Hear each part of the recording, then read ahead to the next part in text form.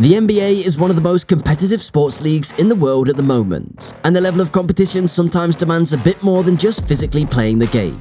There are situations where players decide to trash talk or poke at their opponents just to rile them up and get in their heads. But sometimes this act of getting in their heads might backfire, leading to now what is famously called poking the bear.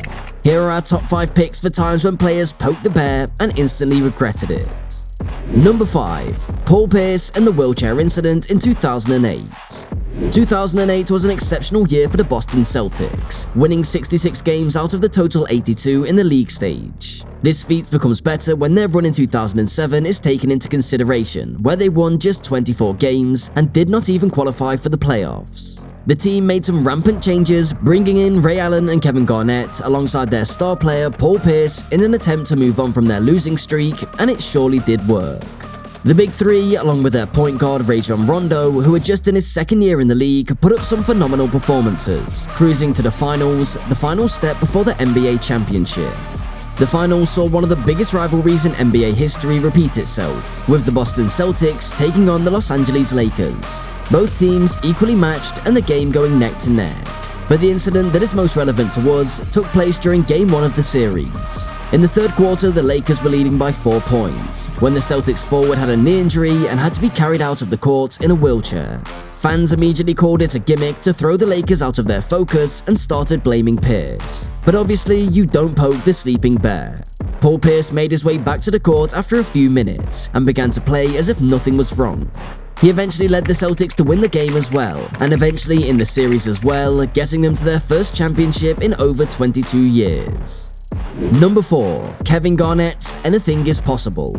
The same series between the Lakers and Celtics in 2008 also marked another important incident. Kevin Garnett, the power forward of the Celtics, won the first and only ring in his long career of 21 years. Kevin Garnett was drafted by the Minnesota Timberwolves in 1995 and stayed with the franchise for 12 long years. In the time he spent there, he even earned the nickname of the Timberwolves franchise player.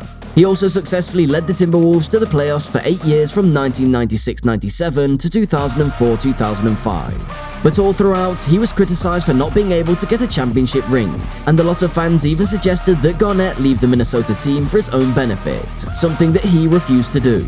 But things boiled down in 2006 when his teammates did not sign an extension contract, along with the fact that the Timberwolves missed the playoffs for the first time in 8 years. Things got a bit frustrating for Garnett. He demanded a trade, and although the Lakers were his first choice, he ended up with their rivals, the Celtics. And in just his first year with the Celtics, Garnett was able to win a championship ring, an answer to all the people who questioned his ability to win a championship. An emotional Garnett also exclaimed, "Anything is possible," as soon as he won the title. Yes, KG, anything really is possible. Number 3. Paul George vs Damian Lillard in 2019. Paul George and Damian Lillard are two of the best guards playing in the league right now, and for this reason, they get compared to each other on a regular basis. This is exactly why when Portland Trail Blazers, Damian Lillard's team, and the Oklahoma Thunder, Paul George's team, locked horns in 2019, it was a visual treat for the fans of basketball. It was a game in the playoffs, and there had been a healthy back-and-forth verbal exchange between two players, something that is commonplace in the realm of basketball. But Paul George made the mistake of underestimating Damian Lillard's shooting prowess and even challenged him to take a shot from near the half court. In the fourth quarter, both the teams were tied at 115 points each, with the shot clock winding down. The ball was with Lillard and the Portland Trail Blazers. Paul George was guarding Lillard, but even as the clock was winding down, Lillard did not seem to charge forward, moving to the basket. George has admittedly said that he never thought Lillard would pull up from such a distance, but that is exactly what Lillard did. As the clock wound down to its final seconds, Lillard took the shot from the half court and drained it perfectly in time, beating the buzzer. To add insult to injury, he even waved goodbye to Paul George, as that shot meant that the Trailblazers would qualify into the Western Conference semifinals, knocking the Thunder out of the competition. Number 2. Reggie Miller vs Spike Lee in the 1994 NBA playoffs.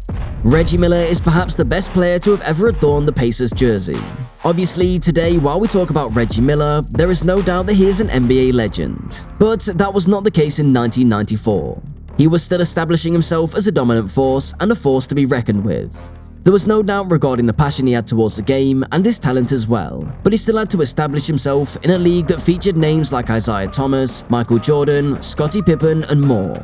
But it wouldn't be long before he did that too. The year is 1994 and the Indiana Pacers are taking on the New York Knicks during the NBA playoffs. Now, the NBA is famous for having multiple celebrity fans as well, but none of them would be as ardent as the New York Knicks fan in Spike Lee. The director, known for movies like BlacKkKlansman, is from New York and is an ardent fan of the basketball team from the city as well. This means that for most home games, he's there courtside, cheering his favorite team on, and that was the case in 1994 as well.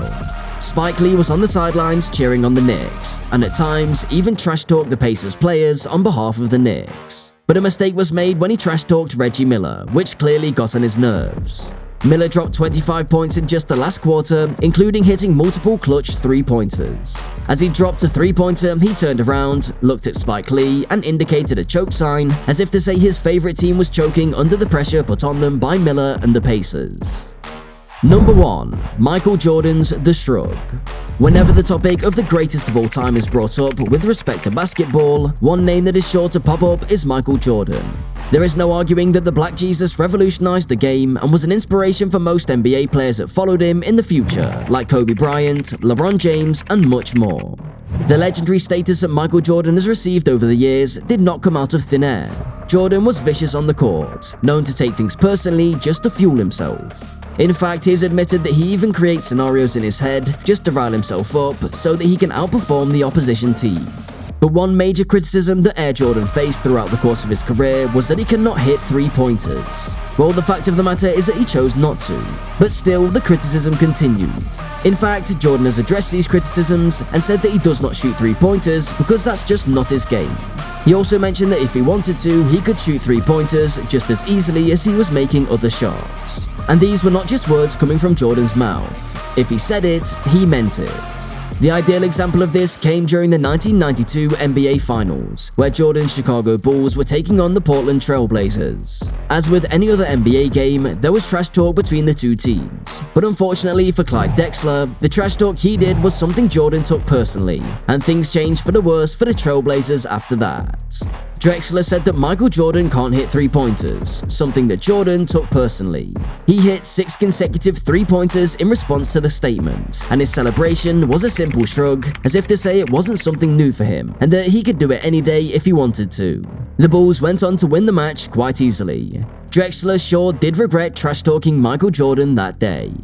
Well, that's it for our list of top 5 don't poke the bear moments in the NBA. Let us know what you think in the comment section. And don't forget to like, share, and subscribe for more NBA content.